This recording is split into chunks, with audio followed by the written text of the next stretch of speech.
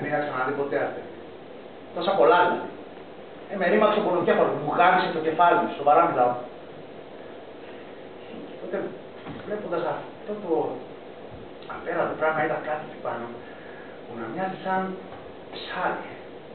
Ξέρεις, μεγάλο ψάρι, σαν τόνος και τέτοιες μαλακίες. Και ξαφνικά αυτό το ψάρι άρχισε να χοροπηδάει ανάμεσα στα αστέρια και έβλεπα κάτι εκεί πάνω που να βγάζει νόημα και ξαφνικά μου πέρασε ο πονοκέφαλος, μαλακία δεν είναι. Μόλις αρέσει η ψυχή. Όχι, όχι, δεν συγχαίρομαι που κάνω. Γιατί? Όλα αυτά τα κολόδα, τα καβλωμάνε. Όχι. Μου κοπάνε σαν απόσταση ξεδίσματος και έχει παντού του σκουλιά και άστι. Που πρέπει και πέτρες τα παπούτσια και στον κόλλο σου να βάζεις εσύ στην καρύζα. Πλάκα είναι. Γιατί θες γιο. Εγώ πάντως όχι. Είχα ένα δάσκαλο που λέγε συνέχεια μπροστά σε όλους πως είναι δάσκαλος και ηλίθιος. Λοιπόν, μια του μαλάκα, μια γροθιά στο μάτι, έγινε σαν τον κόλλο της παϊμούς. Δέχτηκα λοιπόν έξω. Και μια κατασκήνωση στο δάσος για να συμμορφώσουν το δικό μου τον κόλλο. Δεν κατάλαβα πώς την είδα δηλαδή, αλλά με τόση κατολάσπη γύρω, τόσα πέτρα στα παπούτσια σου και τόσα σκουλίκα γύρω, πώς ήταν δυνατόν να αλλάξεις γνώμη για ένα μαλάκα δάσκαλο που είχε στο γυμνάσιο. Πήρα το πρωί στο φούρνο να πάρω ψωμάκια. Μου τα έβαλε στη σακούλα ένας Κινέζος. Για ένα δευτερόλεπτο κοιτάξα το πρόσωπό του. Ήταν ευτυχισμένος. Το βλέπεις, το βλέπεις.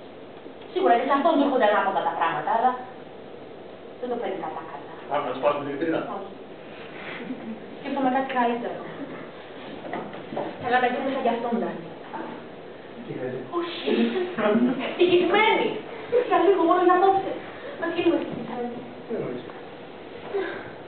Ρομαντική. Δράμα. Να λέμε όμορφα τρυφερά, ρομαντικά πράγματα ο ένας στον άλλον. Ας πούμε, αν με αγαπάς εσύ, θα σε αγαπώ κι εγώ. Σήμερα και για πάντα.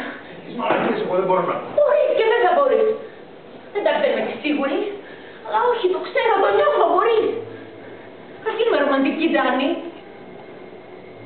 Μπορούμε να το κάνουμε κι εμείς, γιατί όχι. Έχουμε δικό μας ένα κρεβάτι. Και έχουμε κάνει έρωτα. Και έχουμε και τι άλλο έχουμε. Και κάτι που είναι το δικό μας φεγγάρι. Δεν χρειαζόμαστε τίποτα. Έλα. Άγγιξα με.